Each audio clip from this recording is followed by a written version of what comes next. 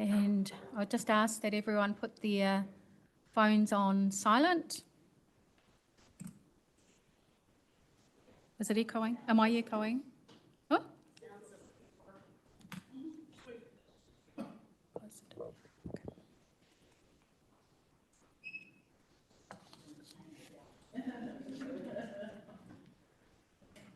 Tēnā koutou katoa, nau mai ki te hui o komiti hāpuri ahurea me ngā rangapu I tēnei rā.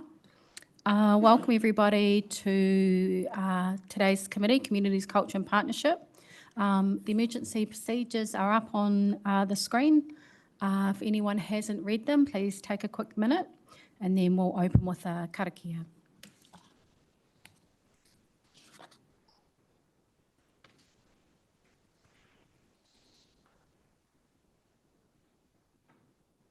Okay, the karakia, please join me in karakia. Kia tau ngā manaakitanga a te mea ngaro, ki runga ki tēnā o tātou. Kia mahia te hua mā kihikihi, kia toi te kupu, toi te mana, toi te aroha, toi te reo Māori, kia tuturu, whakamaua, kia tēnā, hui e, tāi ki e. Thank you, everybody. I have apologies for Councillor Tupou and haven't heard yet from Councillor Barrett, so she may be late. I move that the apology for Councillor Tupou be accepted. Do I have a seconder? Councillor Morgan. Those in favour, please say aye. Those against? Thank you. We'll move now to public comment. Do we have any public speakers? We don't? Okay. I think that would be a first for the whole 3 years. Yeah. What's going on? Has any of the members got a conflict of interest? No? If there's no conflicts of interest, we'll move on to our first item, Te Herenga Kairangi, quarter 2 to 4 progress report. It's on page 8 of the agenda. And I'll ask Kanahi Butler Hari to come forward. And I shall hand it over to you, Kanahi, if you've got anything you'd like to add to your report. Kia ora tātou, mihi ana kia koutou nā kaikau nihera. I'll take the report as been read, and I'd just like to introduce our kaiwhakarite who's pulled this report together for us today. Kia ora. Tēnā tātou, ko Sophie Aroha Johnson tōku ingoa, huri ahau no ngā titu whare tōno ngā puhi hoki, he kai whakarite ahau I roto I Te Tira Māori. I am a kai whakarite within Te Tira Māori. Kia ora. Kia ora, Sophie. Rawe. But no, this is the progress report for Te Herenga Kairangi, also an inaugural report for a year end. We have come here for 2 quarters, and this will be the full year since its adoption from Council in 2024. So, mena he pātai, any questions? Kia ora rā. He me mena pātai. Councillor Parkin. Kia ora, thank you for the report. There's some really interesting information and some great mahi in there. Just in terms of the layout of the report, we've got the power bars that tell us how far through we are. I'm just wondering, have we considered using a traffic light system with each of the parts itemised so that it's really easy to see what's been completed and what's not been completed, what's potentially, obviously, for a progress report, what's potentially not on track, and more important from a governance standpoint, what we can do to help ensure that things are met. Rawe, tēnā koe, good pātai. Our last report that came into the CCP had a traffic light system that looked at our priority areas. And given that this report was going to be a full year end, we decided to include the dashboard just to show the overall percentage of how we're going. So we can definitely look into that for governance. Kia ora.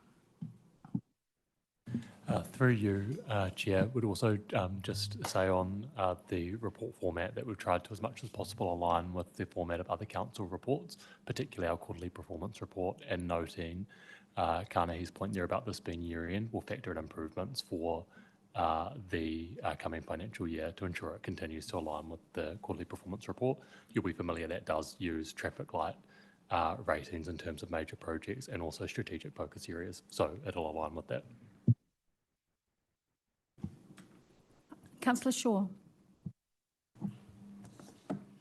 Congratulations on the report. It's excellent. Well put together. Thank you. I have a feeling the question I'm going to ask is something I feel I should know, but I'm going to ask anyway. Do we advocate for a positive outcome to retain a Māori ward past 2028, or do we simply present the facts? In terms of the election side of things, we as officers, we can provide the information about a Māori ward. However, the advocacy around choosing Māori ward or not is not within our area. Kia ora. Any other questions? No? Okay. Well, thank you. Before I put the motion forward, I just want to thank you for this report. This report and the last report have both been excellent, and it gives a good overview of what we're doing internally across council, but also in the community, and it feeds so well into the Māori strategy that we have. So I want to thank you for your work, and I'm particularly proud of this area and actually how you do represent your reports. This area in homelessness, we've worked really hard to be able to articulate internally and to the community the actual work that is happening and the value of the work, communicate that to the community. And I think you've done that so well in this report, and it reflects your work so well. So congratulations. Councillor Shaw. So I'd just like to add to what you've already said. I think you in particular, Kanohi, have gone from strength to strength in producing this work here, particularly the reach of Te Ao Māori into all aspects of the council. So well done. I heard you're running for mayor. If you are, I'll certainly be voting for you.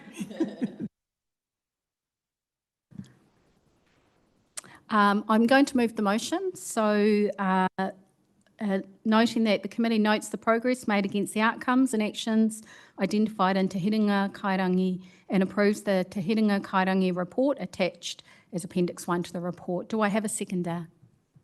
Councillor Shaw. Is there any other discussion? No. Those in favour, please say aye. Those against? I declare the motion carried. Thank you. Thank you, Kanahi. Thank you, Sophie. We're now going to move on to item 6, Mouri Order Fund. And I'm going to ask Adrian Moore. No mai haere mai, Adrian, who will speak to the item.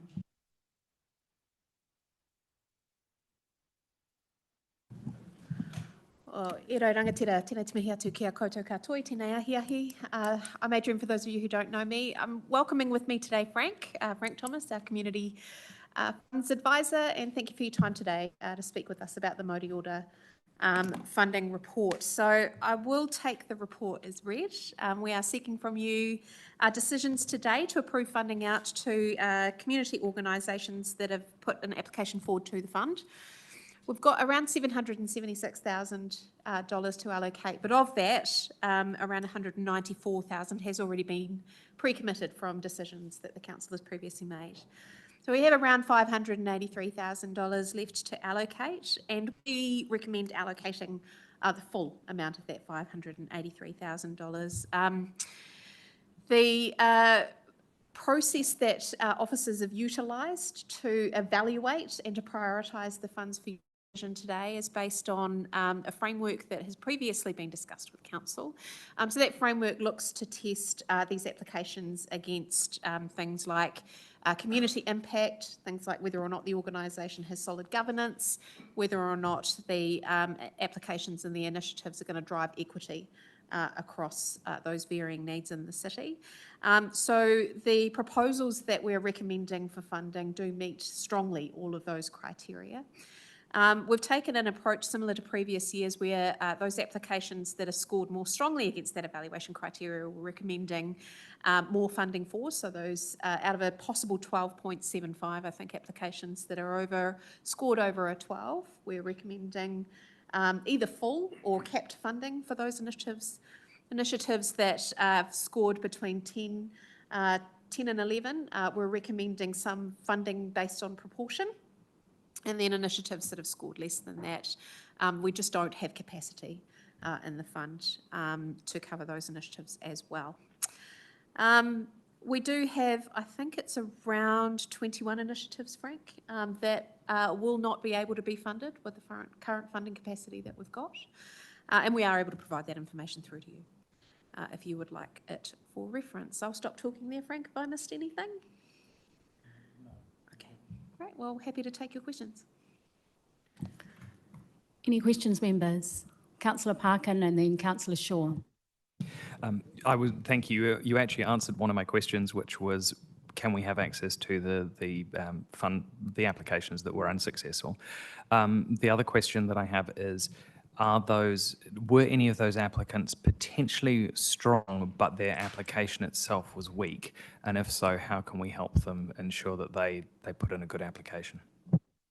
So we evaluated against that that framework that I mentioned before, and so their scores against that framework were not as high. Certainly, when we go back to them to advise them of the decisions that council makes, we will work with them to either connect them with other funds that potentially might be more applicable for their initiative, and or invite them to come back next year. We would work with them to strengthen their applications. Councillor Shaw. Oh, thanks for the work. It's a terrific amount of funding given out to some really great groups. And I feel a bit mean about asking this question. I've got two questions here. On page 65, where we've allocated the funding, just a question about Hutt Valley Riding for the Disabled. My question is that they're Upper Hutt based, ? And my second one, age concern funding.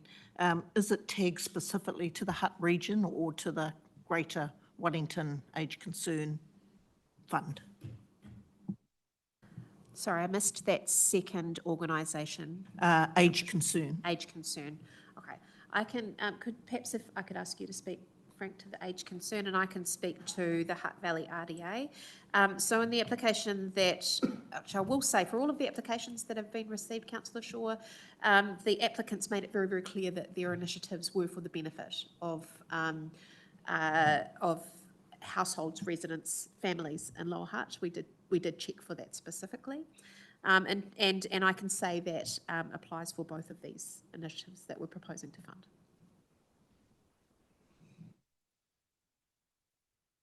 Do we have any further questions? If we don't, I'll ask for... Oh, apologies. Apologies, Frank. Yeah, no, go ahead. I think the question about the age concern, yeah, if they have branches and so on in the Lower Hutt area, then we support applications. It's just if they depends on how well they score against the matrix in terms of the council's community interest areas and the criteria of the fund. Yeah.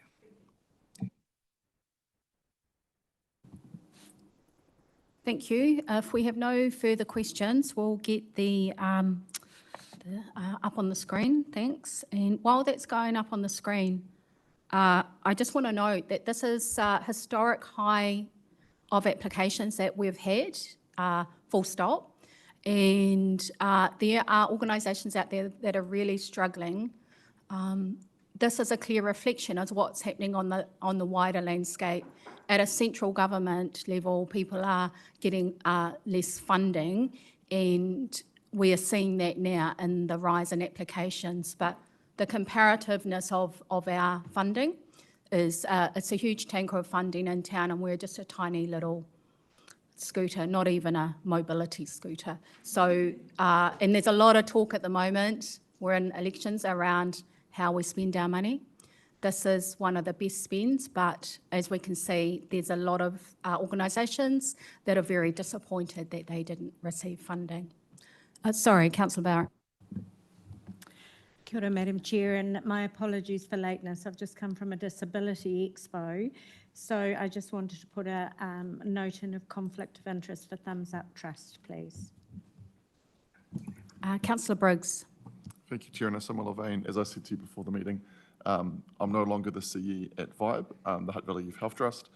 However, I was involved in the initial application while I was there, and just purely because of perception, it's best that I do not participate in the vote today. Thank you. So you can see the recommendations up there, the noting and agreeing. I'm not going to go through them all. So do I have a seconder? Deputy Mayor Lewis, is there any debate, any discussion?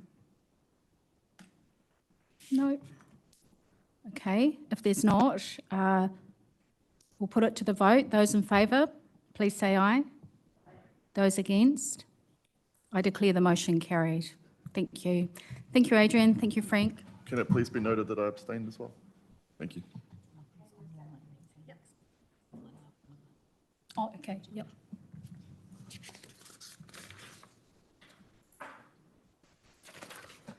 Okay, so we move to item 7, Pātaka, Kōrero or Pitoni Neighbourhood Hub Refurbishment, which is page 66 of the agenda. And we've got Malcolm Miller, Project Manager, online. And Malcolm has a presentation he is going to share. Is that right, Malcolm? Right, yeah, good afternoon, Yep. everyone. I'll hand it Hopefully, over. thank you. Hopefully you can hear me well. Please let me know if you can't. Firstly, apologies for not being there in person. So the purpose of the report is to provide an update on the Pitoni Neighbourhood Hub refurbishment, and then to present and seek approval for the preliminary design.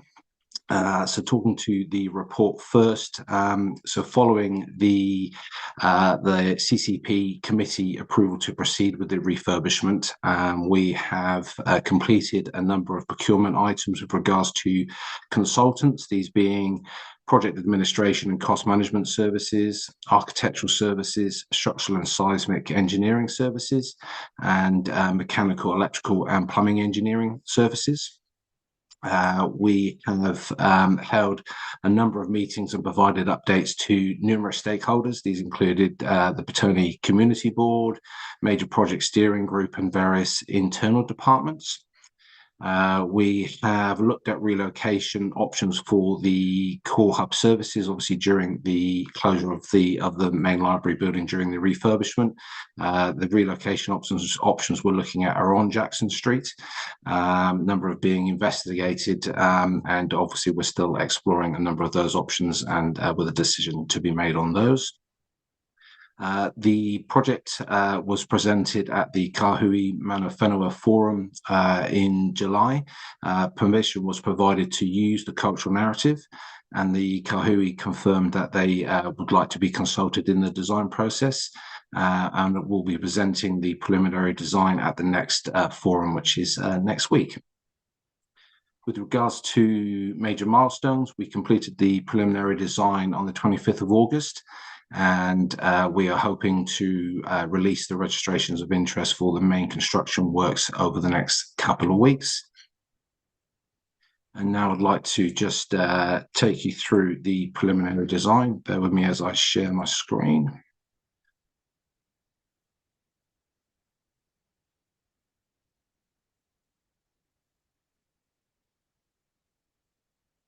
Hopefully you can see that nice and clearly on your screens. What I'd like to do is to start with just the location plan, just to give you some reference points so that you can refer back to that as we work through the design. Obviously on the right hand side here we have Britannia Street, and my cursor is just highlighting here what could be considered the main entrance to the library. And then on the northern side of the western side of the building, we have the Peel Street car park and what could be considered the secondary entrance from Peel Street car park into the glass atrium. Moving down to the existing layout for the building. The red lines indicate either demolition of portions of the building or removal of external cladding.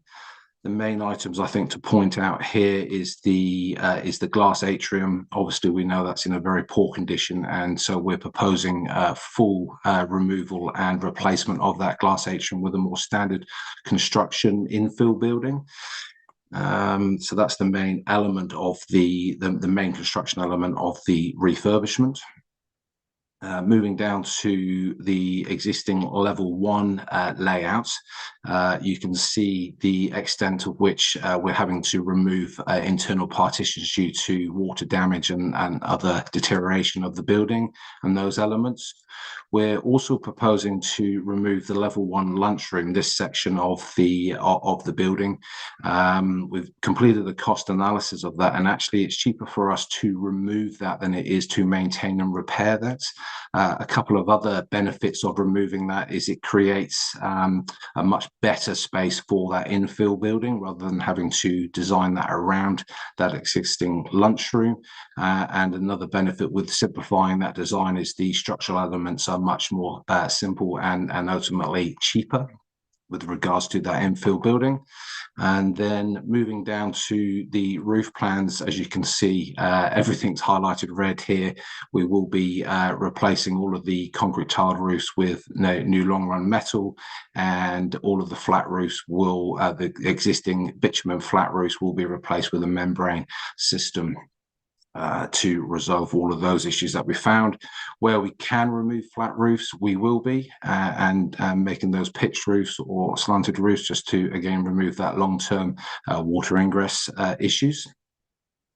Moving down to the proposed floor plans. So the areas highlighted in grey are those areas where we'll be doing very minimal works. There will be some targeted repairs due to water ingress in some of these areas. But the majority of the works, as we talked about and wanted to sort of touch on now a bit further, is the new atrium building. I will move down to some 3D images shortly, which will give you a better understanding of that space. But you can see here that we're keeping the main entrance off of Britannia Street in a very similar location, but we'll be installing a wind lobby. And we will be increasing the width and opening from the atrium into the main library. So that creates a much better flow from the new space into the existing library.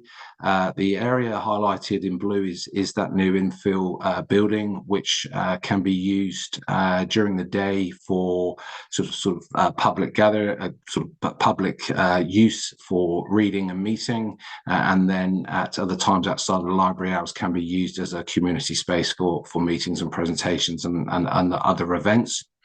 We're proposing to have sliding opening doors from the Britannia Street entrance, and then also leading out into the northern courtyard, so that we can create, when the weather allows, a really nice open flow to the outside areas. And then also that allows a nice link through to the existing community meeting room. So you can see how that entire space, when opened up, can be a really nice larger space for events.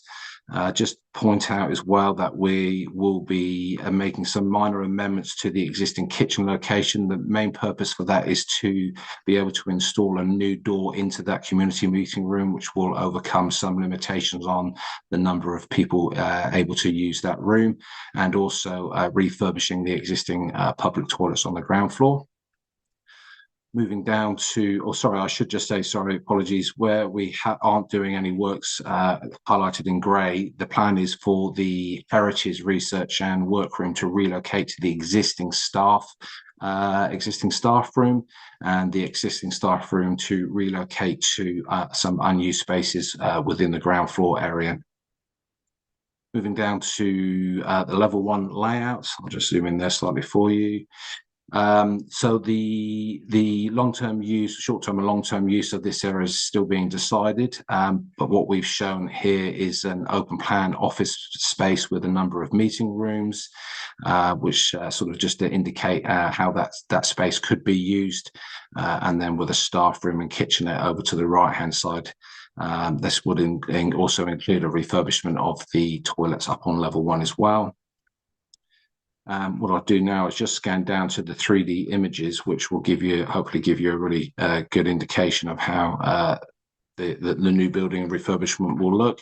So this is the Britannia Street entrance. Obviously planning for new signage. This is somewhat concept at this stage, but you can see that we're looking to pull out and install a canopy over the new entrance.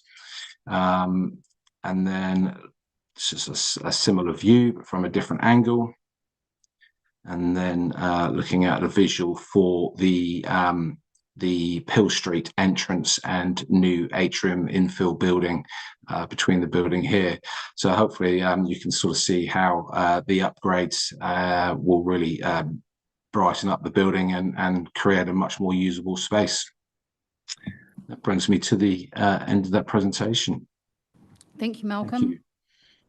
Thank you. I will now hand it to the members. Is there any questions? Councillor Parkin. Thank you, Chair. I have two, so I'll take them separately if that's okay. The first one is around accessibility. I see that obviously we are redoing the toilets, which is fantastic. Have those doors, and I'm just looking at the layout at the moment, they appear to be the same size as a standard door. I'm not sure that that's necessarily appropriate for the disabled community. I'm just wondering what consultation has been carried out with those communities. Not necessarily, we haven't consulted directly with those communities, but we have completed and will do a further review for an accessibility report for the existing design and then compared to against the proposed design. So we will ensure that we will be achieving all compliance in regards to those elements. Thank you. And my second question was around solar. Obviously, at the moment, budget is tight. We are working on a limited budget, and installing solar itself is not necessarily going to be feasible at this time. However, I do know from experience talking to builders that putting in the conduits at least and all the wiring at this time can make significant savings in the long run rather than having to run things later. And the format of the roof and the type of roof itself can lend itself to particular types of solar panels. What thoughts have been carried out on that at the moment? We haven't considered that yet. We are in consultation with the Hutt City Council's sustainability team and looking at a number of elements that they're obviously keen to look at. Yes, as you say, the budget is extremely limited and capped, and so yeah, we haven't considered that as part of this brief because obviously this brief is to deal with the water ingress and remediation side of things. But I can pick that up and discuss that further with the environmental sustainability team and see whether any of those elements can be incorporated or at least have some forethought into that. Thank you. I'll just receive a comment from Andrea Blackshaw. Just so further to that, and I think Malcolm's given us a very diplomatic answer, which is great, but it's not within scope of the project. The project is a $5 million repair, and it's unlikely that, in fact, everything that we've got in the design now, we will be lucky to be able to deliver all of that for the $5 million. So it's not in scope, and if for some reason the costings came up that there was an allowance for that, we would look at what else could be done. That said, as Malcolm mentioned too, the sustainability team are looking at a program of work around converting more of our facilities to solar, and that is unfunded at this point, but that would be something that would come back to the new council. One last follow-up question, Councillor Parkin. Yeah, thank you. I totally understand that. I'm just thinking long-term, the savings that can be not putting solar in itself, but just making sure that we do the work. I totally understand that this is about water egress, but if you have to punch holes in the nice new roof to put in conduit to run solar wiring later, we would be undoing some of the work that could potentially look at making sure that we future-proof this. think that's a discussion to bring back to when we're working on the budget and whether we've got the appetite to increase the budget. So if there's no further questions, I'll move the motion that the committee receives and notes information and approves the preliminary design of the Petone Neighbourhood Hub Library Building as attached to Appendix 1. Do I have a seconder? Councillor Morgan. Is there any discussion? No. I'll put the motion forward. Those in favour, please say aye. Those against? I declare the motion carried. Thank you, Malcolm. Thank you. Thanks all.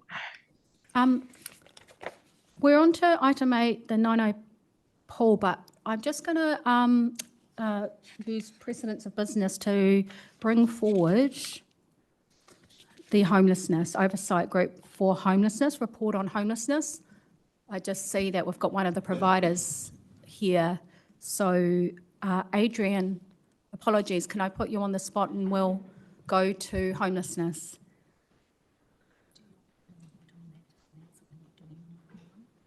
Oh, okay. Just while Adrian's coming forward, I'm just going to note on item 8, Te Ngaingai Pool and Fitness second phase funding. That was item 8 on page 87. In accordance with the standing order 10.9, this item is going to be withdrawn from the agenda by the Chief Executive for the reason that the Chair requested further information to be provided.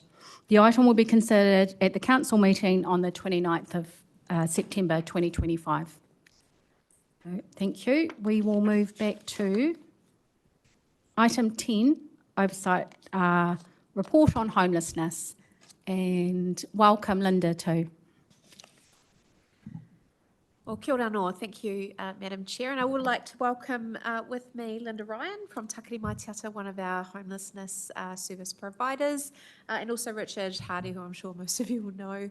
Richard and I share responsibilities for our homelessness strategy. So we'll both speak with you today, if that's okay, in respect of our update from the Homelessness Advisory Group. So I'll take the report as read, and apologies for the length of the report, but hopefully you found some useful information in there in terms of our initial advice, along with the updates, the very important updates from our providers in terms of the work that they have done with the funding that you have provided over the last year. So I'll just call out a couple of key points in respect of strategic progress against our homelessness strategy. Really pleased that the Oversight Advisory Group has now settled into a cadence of regular meetings. We have some good progress against our strategic work program, including the establishment of our homelessness dashboard, which you can now find published on our website, and other key metrics that we're continuing to build into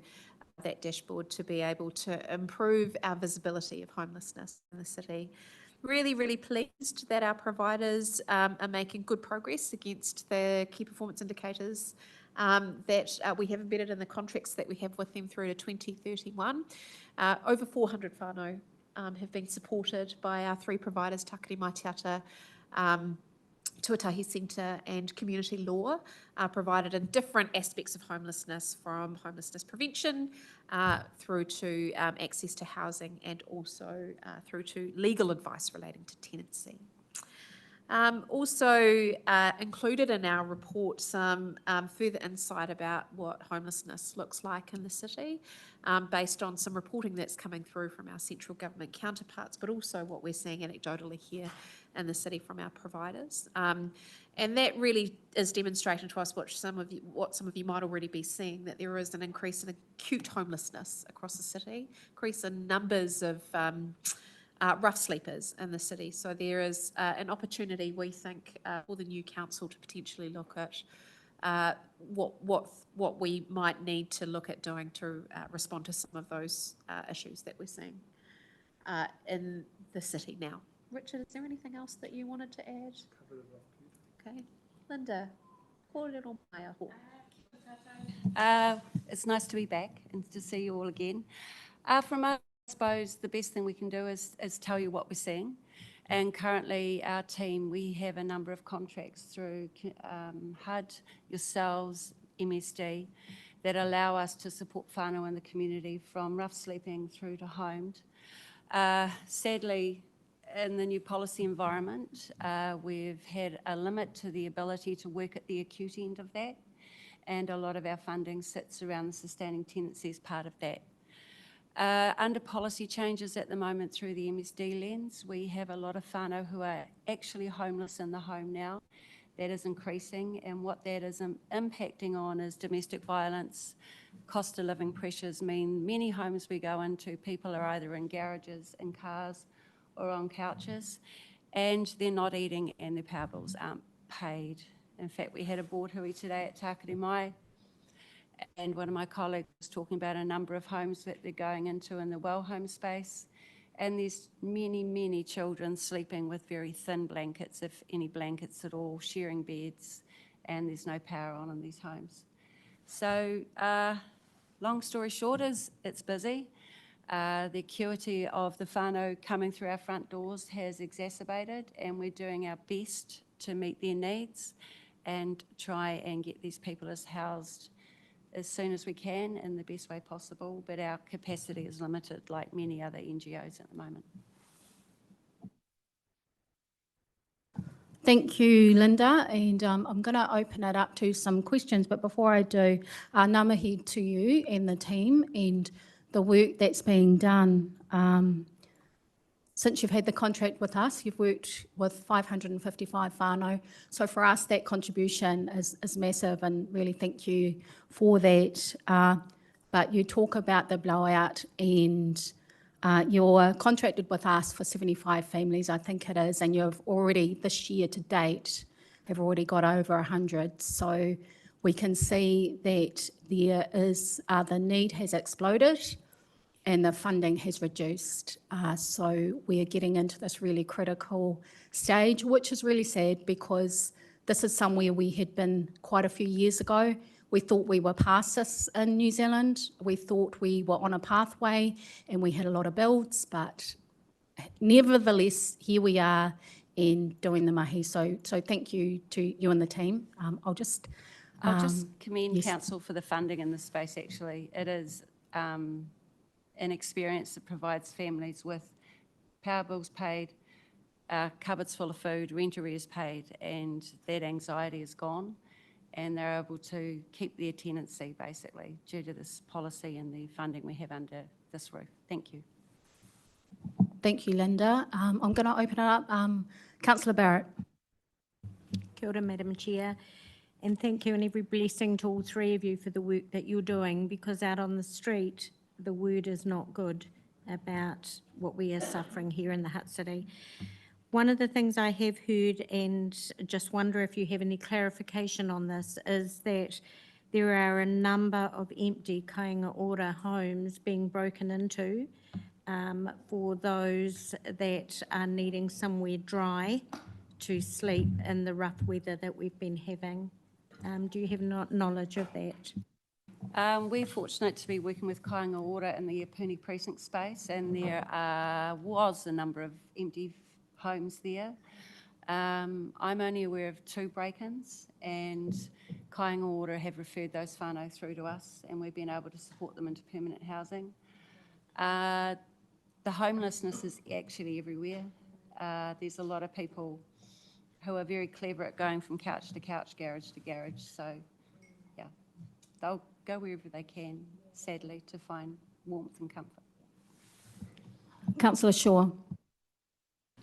Yeah, thanks for the report. It's excellent. Thanks so much for the amount of detail provided to give us a better understanding of what homelessness means. My question is about the current coalition government have abandoned a lot of social housing projects in the Hutt Valley. Has that been partly one of the reasons why we've had that big increase? I think there needs to be quite a bit of work done into what we should be building. There were a number of plans available for more new builds, and frankly, we would have filled them. What we do need to expedite is a combination between MSD's piece and kāinga ora's piece, expedite whānau getting onto the social housing register quicker so that we don't have that time lag between rough sleeping, homeless, and then actually getting into a home. That can take 2 months. So getting the system working better together would improve things. Thank you so much for the work you do. Yeah, that's great. Excellent. Councillor Shaw, if I may just add to your question there, the report notes some of the work that our housing and urban development team are doing to be able to enable more housing intensification across the city. I mean, it's not a full answer to the issue of housing supply, but those steps that are being taken are certainly also helping. And I'd add that actually if they're using current MSD stats and the housing register stats, some of that is flawed data. We need to actually look at all the contracts that are funded through Ministry of Housing and Urban Development and other housing providers like yourselves in terms of what is the actual need, because there's a number of kaumātua that we're seeing currently who are homeless, and actually they have their own needs for disabilities and other things. So it needs to be a considered piece of work. Are there any further questions? Deputy Mayor Lewis. Thank you. Thank you. It's a very sobering report. It's amazing work you're doing, as everyone has said, but it is really sobering. One of the pages, page 11 of your report on the at a glance, is the numbers are amazing about how many people you've resolved, you know, existing tenancies secured. But there's a line item down there with whānau stopped engaging. Yeah, so how do we help that? That's the thing. When our whānau are in so much trauma, often if we can't give them that short, sharp solution that they need, they'll go missing. We do have a good web, though, how we catch people, because we're part of an organisation with 233 staff, and any door is the right door of entry.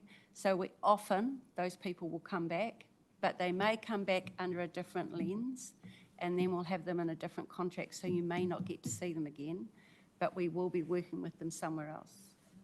As a rule, we'll catch 80% of those whānau.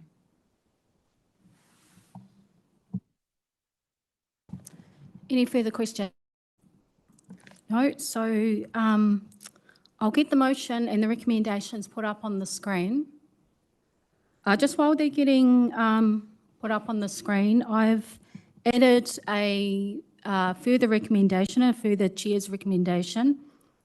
Number 4, notes that the council is just one contributor to the homeless response, and while council is maintaining its focus and level of funding, advocacy will be equally important given recent policy shifts with central government that look to be contributing to the worsening problem in our community.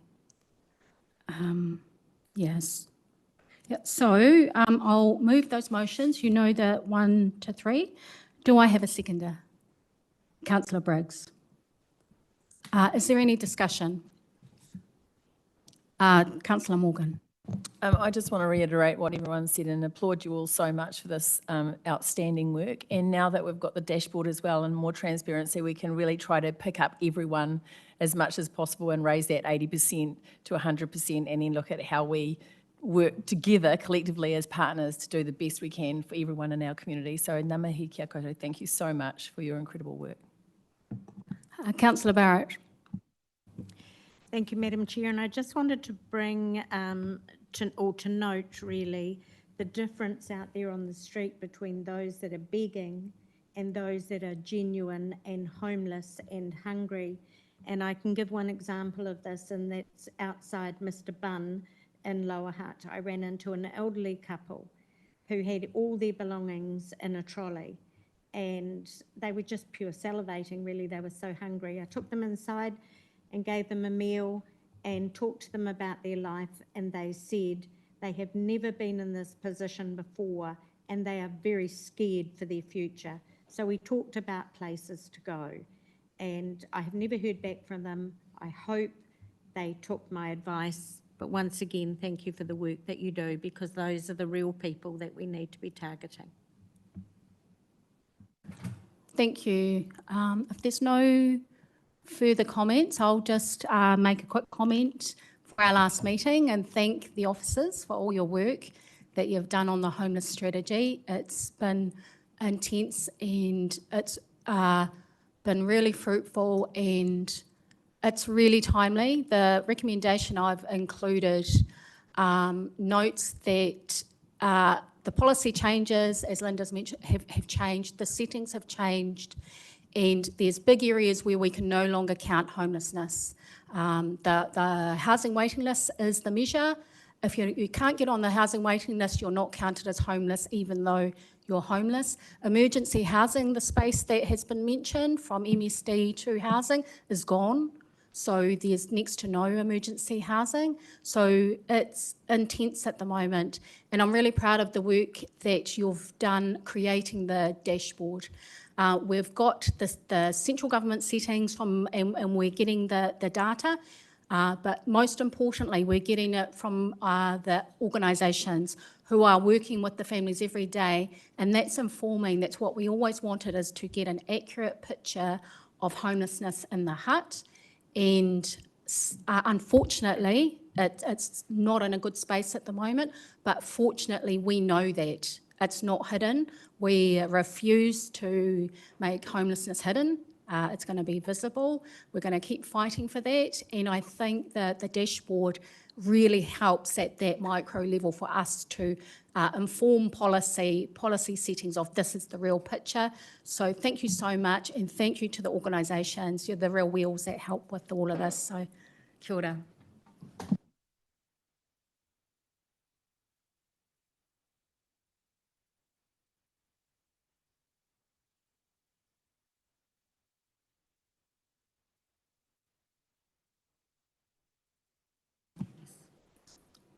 We would be going now to item 9, but we've covered that. That's the withdrawn report. Councillor Bragg. Just a point of order. I don't think you've actually put the vote.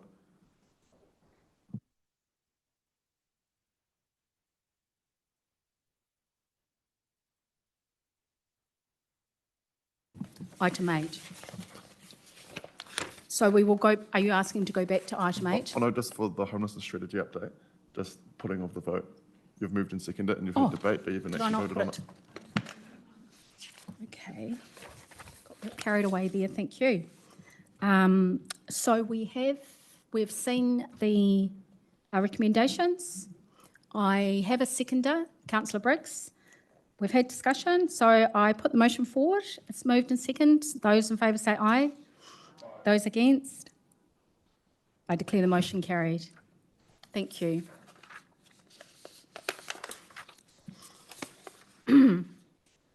So item 8 was Te Ngaingai Pool, and we've noted that the report has been withdrawn to go to the wider council meeting. So we'll go to item 9, Hugh Sinclair Park Masterplan. I'll ask Arthur Nelson to come forward. It's on page 93 of the agenda.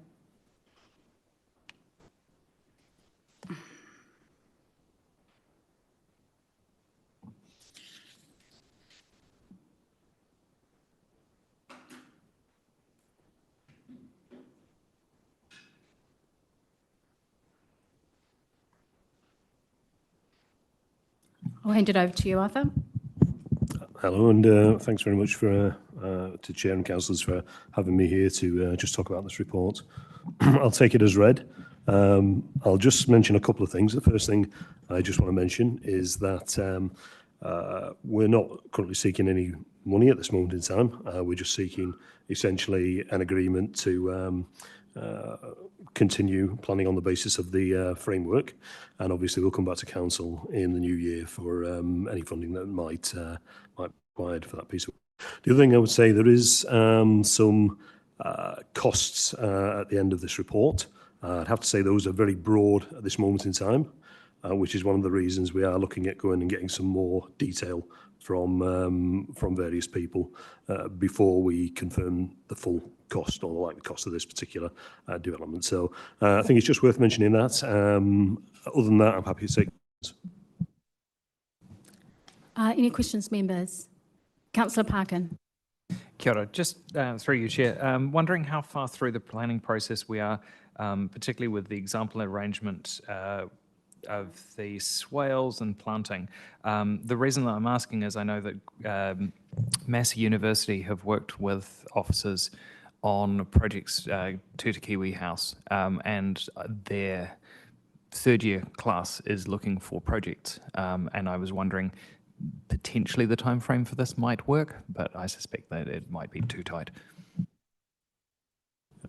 We would be more than happy to talk to people who know a little bit about this, clearly for our benefit, but also to increase the knowledge pool we've got. What I would say is I have walked over that park in a not too heavy rain, and everywhere you step, there's probably, and I'm probably showing my age here, 3 to 4 inches of water. So it definitely needs some work to improve it and make it more usable for the rest of the year.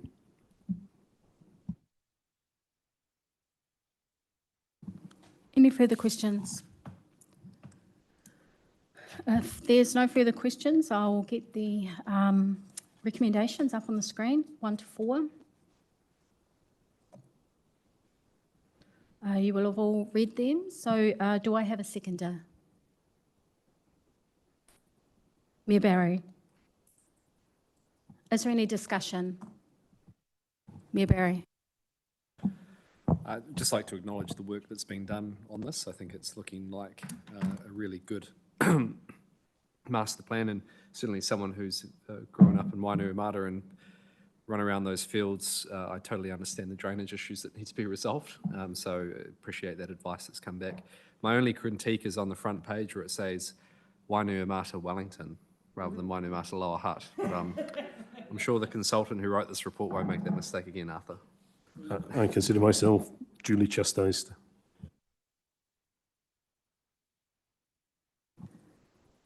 Any further discussion? Before I put it to the vote, I just note, having been somewhat involved as audience member or participation, that the drainage is not the same. It's a lot worse. It's a lot worse than it's ever been. It's more than a swamp. Not sure if it's climate change or it's that there has been so much development around there that has really pushed the drainage into a different schedule of work. So just want to acknowledge the work you've done for that. So I've put the motion forward. We have a seconder. Those in favour, please say aye. Those against? Declare the motion carried. Thank you. So we'll now move to, thank you, Arthur. Thank you very much. We'll now move to item 11, Emergency Management 6-monthly update, page 189 of the agenda. And we also welcome Mark Duncan from Remo, who will be in attendance too. Welcome, Mark. And I'll hand it over to you, Anthony.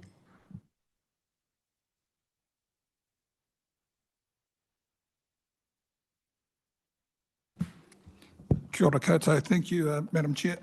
Before I start, can I just take the opportunity to thank this committee for their support, attention and great questions throughout the term. It's really appreciated. I'd also like to acknowledge the place of the homelessness strategy, and I didn't report it explicitly in this report, but now tsunami response. Knowledge of that strategy and the dashboard helped inform early decisions to go out into our tsunami red zone with response team 18 and connected communities.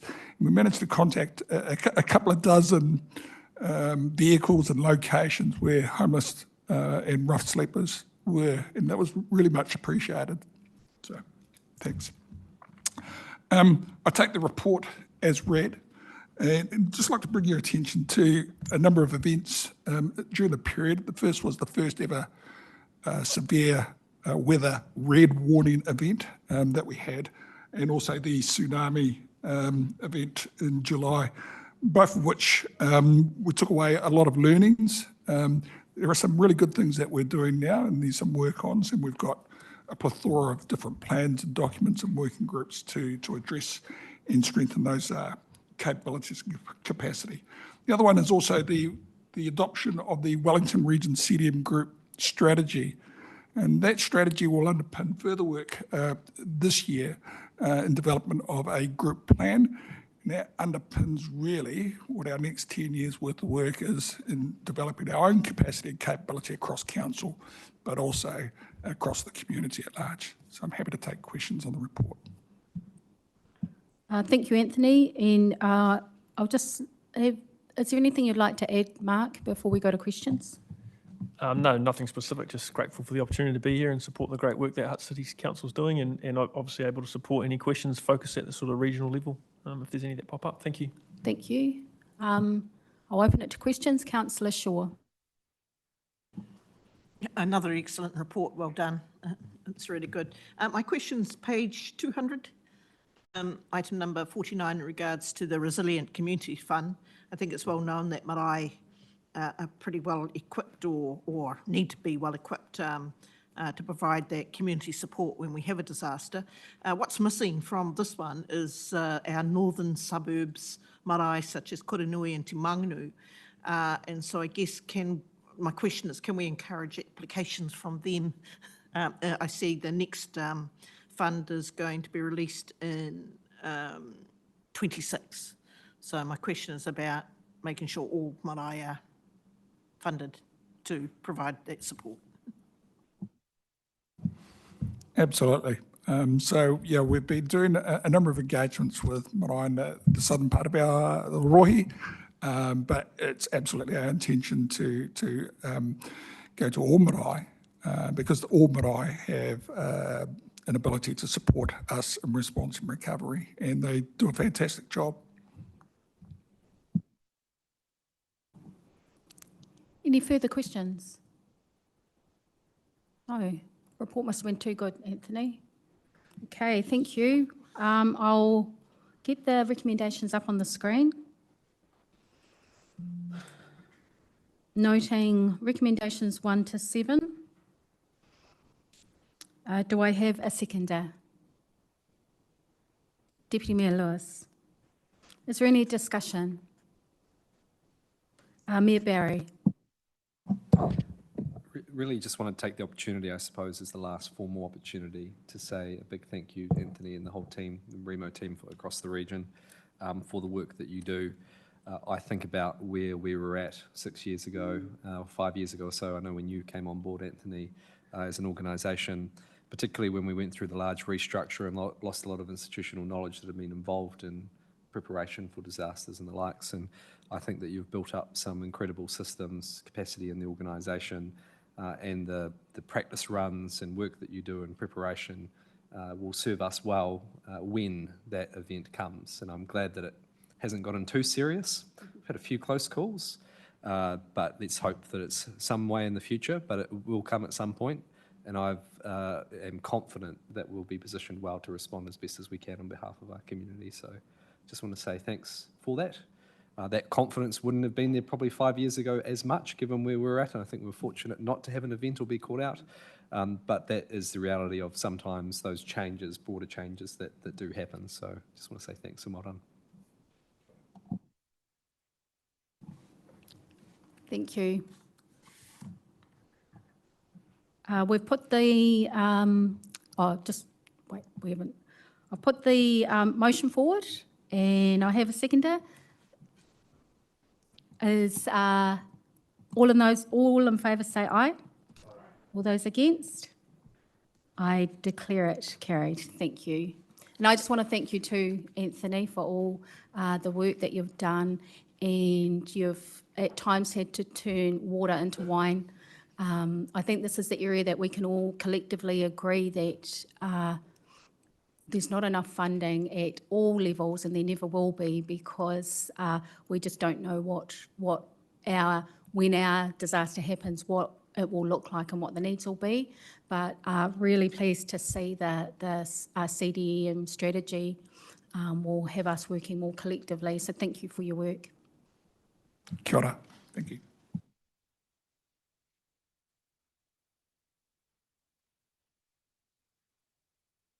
We'll move to item 12, reviewing investment in recreation, sport and play, 237, and Andrea will cover the item. Thank you. Thank you, Chair. This paper comes to you in response to the KPI that was set by Council around reviewing investment in rec, sport and play, and it provides background on our current approach. It notes the outcomes and the outputs of 3 of the previous briefings that have been held over the last 18 months on this work, and also provides a bit of new information as well. And it proposes a new approach to be tested and further developed at a series of community hui in late 2025. The paper also notes the future affordability challenge that we have with the delivery of our core services, including investment in sports fields, which further underscores the need for this kind of work and scrutiny on every area of budget, which has been the theme of the last 2 LTPs. So from when we started this work to where we are now, this work is even more needed. Today we're seeking approval to endorsement of the principles that councillors saw in a workshop a couple of months ago, and approval to go out for a community conversation to understand community priorities for this investment, and then that would come back to the new council. Thank you. Does anyone have a question? Councillor Shaw. Oh, thanks, Andrew. I really applaud the community engagement. I think that will be appreciated by sports codes to come and have a chat about it, present their view. I've just got a question, and I really applaud the initiative that will allow more affordable access to targeted groups.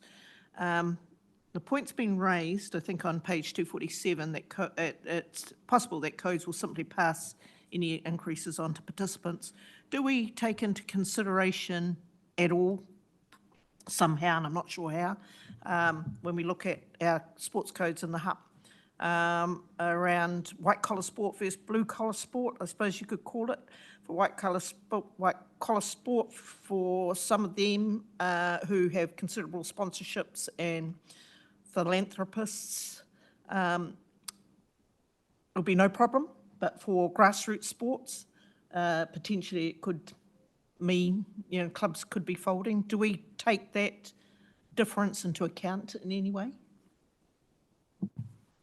I think the challenge we have is that we have little influence on the sports system in terms of what people, what national bodies and regional bodies the costs they choose to pass on and what that results in for participants. So we have very little control over that. What we've focused on in this approach is finding a way for affordable opportunities to be created. So within the sports sector, currently we treat everybody the same. We don't have a particular equity lens across that, but this would provide the opportunity to work with community groups to produce affordable opportunities, and that's a way for us to provide some equity that would be targeted at the people for whom currently cost is a barrier. So we're limited to what we can do about the actual sports system. The way we invest, though, we can ensure that the people who we want to be able to participate have a more affordable way to participate. Deputy Mayor Lewis. Thank you. I agree with Councillor Shaw. It's a really good report, very thorough, and especially the part about going out to, talk to community and sports groups to find out what they're thinking, how this will apply to them and how it can work, and do it over time, because it will be a big change to a lot of the clubs. But on page 247, my question is around, you've got bullet point 51 about regularly being approached by sports clubs for funding. How often, when was the latest, that sort of thing? Because I just thought in the last few years we've sort of stopped all of that stuff happening. I'm just looking at the comment here around being regularly approached by groups in the organised sports system seeking financial support to continue to operate. Yes, regularly we receive requests, and particularly more recently around assets. And so organisations that have assets that no longer have a membership base or the funding to be able to maintain their asset. We've probably in 4 conversations at the moment with organisations that are struggling to maintain an asset. So yeah, we are still regularly approached for assistance. It's a further follow-up question for your answer. So will that be part of the conversation as well when you go out about the assets part as well? Thank you. It's really about the whole operating model for sports, and so their assets. For those who have assets, that'll be part of that. Any further questions? No, I will get the recommendations up on screen. There's 10 noting recommendation. And one agrees, 0.7. Do I have a seconder? Councillor Shaw. Is there any discussion? Councillor Briggs. Thank you, Chair. I'm really happy with the approach that we've taken over the last few years around this issue. I think it would have been really easy to have a knee-jerk reaction following the lobbying and advocacy that was received by all candidates and all councillors at the last election, and that wouldn't have been helpful to actually getting to the bottom of understanding of what's going on in our community, what the universal challenges are, and what's a strategic approach. So I'm happy with the way that we've gone about it. I know that some clubs and some codes aren't happy with the approach that we've taken because they wanted to have a timely, quick fix to their challenges that they were facing. But actually, we need to balance up the whole city's challenges rather than just individual clubs or codes and what their needs are for their membership base. I'm supportive of what's going to be gone out to the clubs and codes to be considered and have their feedback on. I think the intentionality of equity in the principles that have been put forward are sound and reflect the views of this council as it stands. And I'm also hopeful that the incoming council will keep to those principles rather than trying to reset everything in the new training, because that's going to create even more work, more frustration, and more prolonged period before getting actual results for our community. So happy to support today. Thank you. Any further discussion? No. So I'll just add, since it's our final meeting, for me, that it's not just the sports strategy, it's sports, recreation and play. And this goes back further for me, last election around sports fees and equity. The election before, when we came in, we were giving, being requested very large amounts of money for particular codes, and other codes were missing out. So I think that's really what instigated looking at this. But the sports strategy is a very, very close cousin to the assets strategy.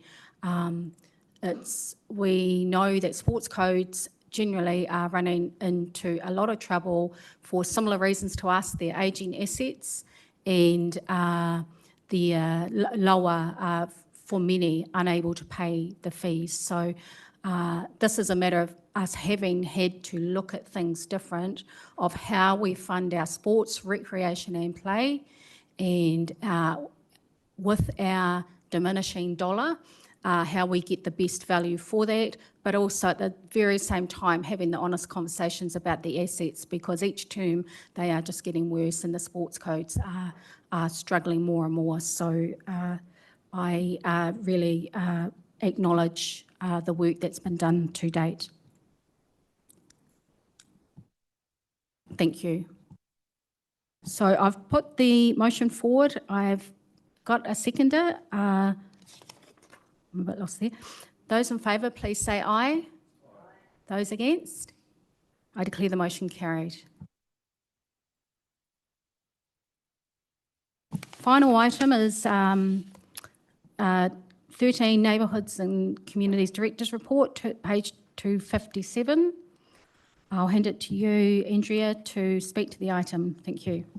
Thank you, Chair. And this is our last Director's Report for the triennium, and we think it's actually our best in terms of telling the story of the impact that on the social and cultural outcomes that Council is trying to achieve. This one has a lot of end-of-year results and some really great results, including, you'll see there our headline of 6,928 events and activities, either delivered by council or supported and enabled with our partners and with community, which is just a fantastic support of the wellbeing of our community. And also good results there also for our neighbourhood hubs, library loans, museums and our bookable spaces. You'll see there, and referring to the assets review, which we just mentioned, another piece of work that focuses on ensuring that our core services are providing the best possible value, and the bookings, the revenue for our bookable spaces has increased significantly due to some of the changes we made around increased cost recovery, but also optimisation of those spaces. So happy to take any questions. Questions, members? Councillor Shaw. Fantastic report, Andrea. It really is full of goodness. I think I say this every time. But I've got a question, page 281, paragraph 120, makes mention of a section of the Stokes Valley Ridge track being widened. And it mentions the Soil Bureau track as being widened to enable users, more in particular vehicle. I assume that's to enable vehicle access to service the electricity things they've got up there.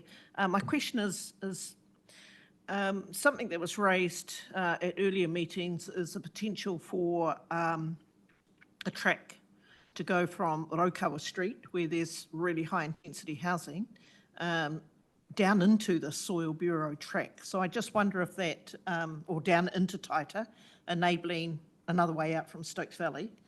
I just wonder if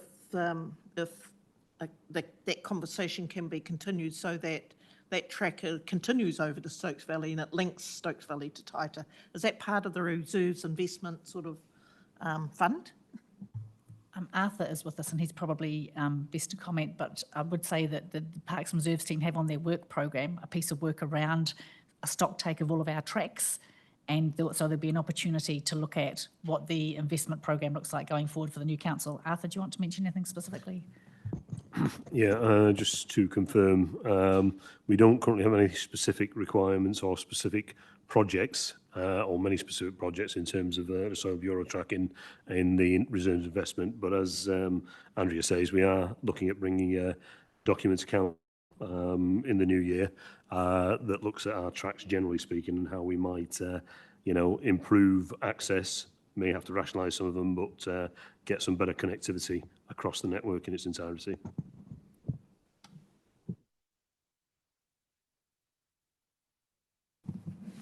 Thank you. Councillor Parkin. Kia ora. As Councillor Shaw's already said, a fantastic report, some really interesting things in here.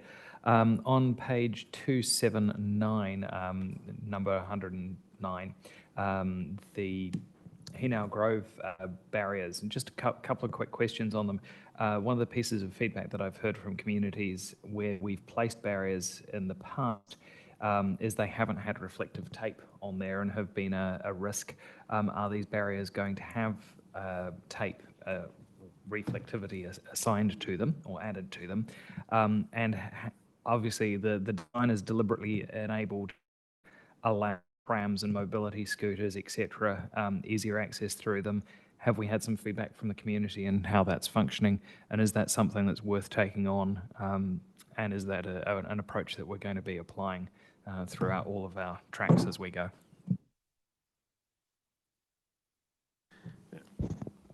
The problem, I think, for us with those barriers, in generally speaking, is that we're trying to prevent motorbike access and so on and so forth at speed.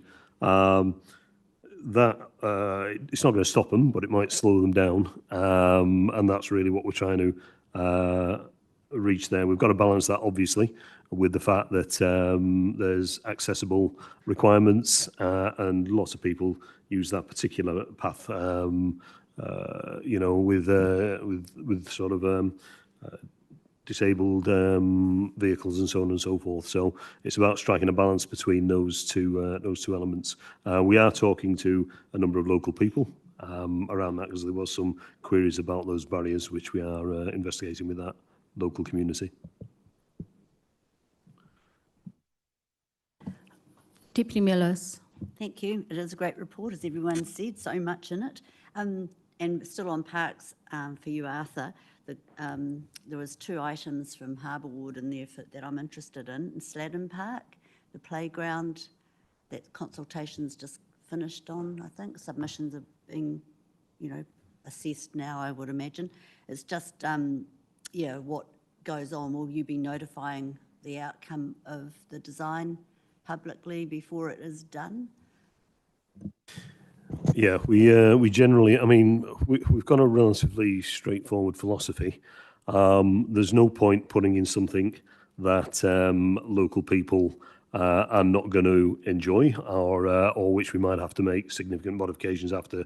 So we tend to have consultation with those local groups so we can get a good feel, and we always go back and review we design with the community to make sure we're on the right track. Sounds great. The other item in there is Hikoikoi, the boats and pathway that went in along there. I'm just wondering, is there any further work going, connecting around Hikoikoi Reserve out to Waioni Street? Have you got any information on that, and the signage as well for that area? I've got to be honest, I'm not 100% over that one, but I can come back to you on it. The road definitely needed some rehabilitation. It was pretty thin. As with these things, the owners of boat sheds were storing their dinghies and such on the side. So we're trying to tidy that up as well to get it as tidy as we can. Not absolutely sure if we're going any further, but I can make some inquiries and come back on that one.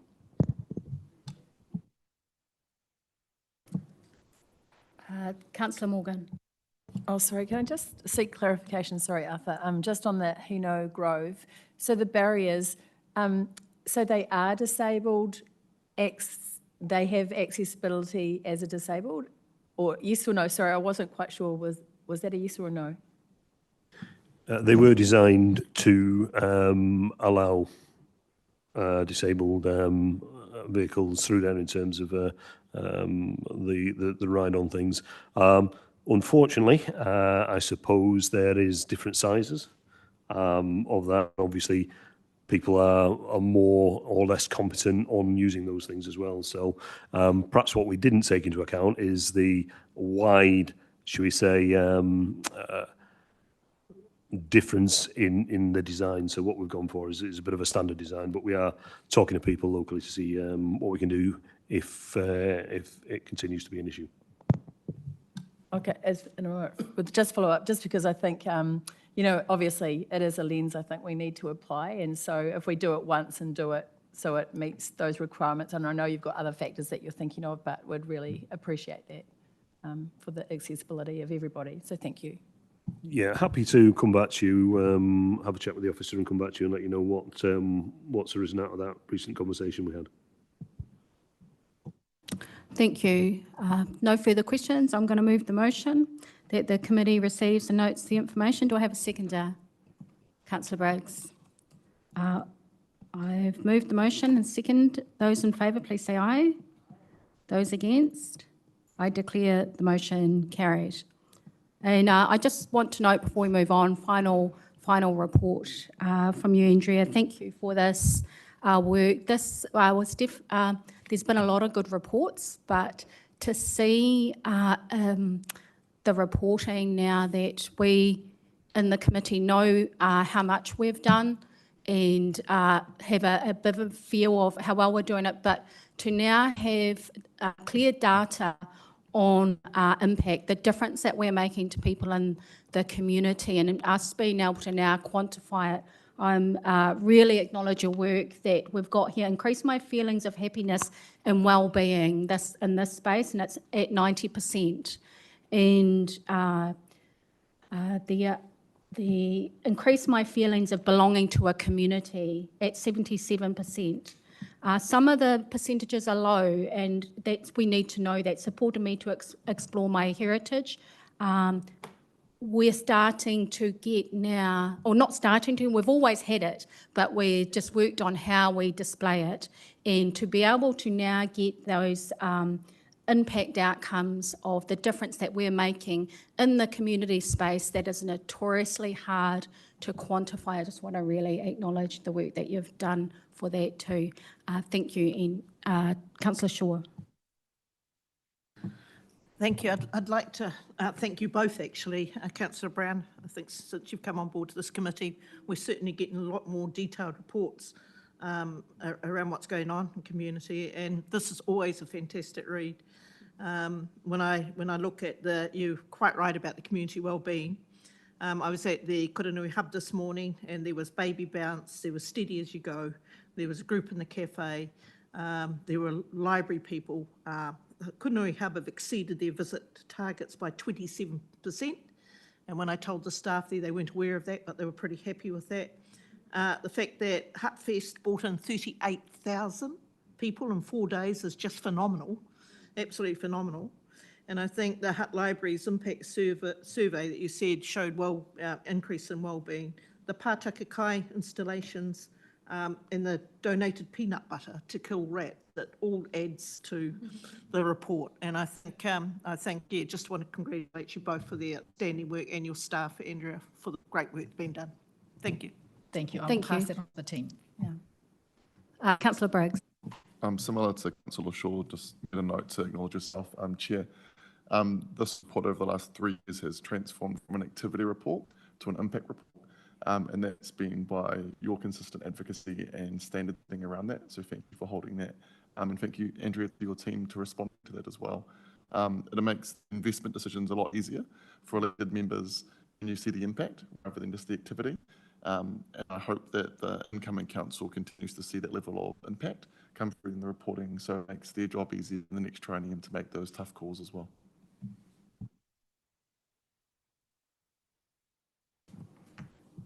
Okay, so did I put the motion forward? So we're done. Okay, we're done. My final thank you to the officers. Thank you for your work, and to the committee. We've done a lot of work, and we've been very well supported. So thank you all. And finally, thank you to Mr. Mayor. Some of these big decisions require steady leadership. It requires strategy and clear advice. And I don't think we would have done any of the big things like the sports, like the assets, and have boldness to be able to do them without your clear strategic and leadership and direction setting for us. So the biggest thank you to you, Mayor Barry. Thank you. Thank you very much for those kind words.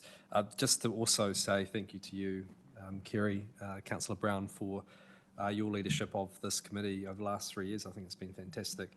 Working alongside Andrew in particular, but the entire team has been strategic, has been focused, and I think that that's set some really good foundations for the council moving forward as well. So both of you will 100% be here post October the 11th, yes. Of course.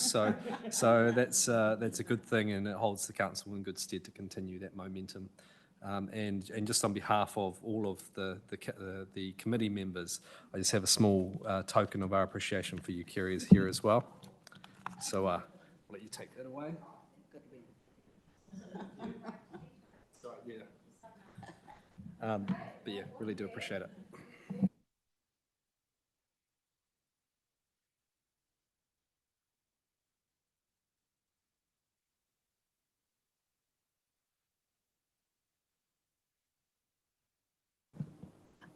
Mai te tohu rangi ki te tohu noku, te aho i roto, marama i roto, tupu Mouri ora ki te whai ao ki te ao marama, haumie hui e tae ki e.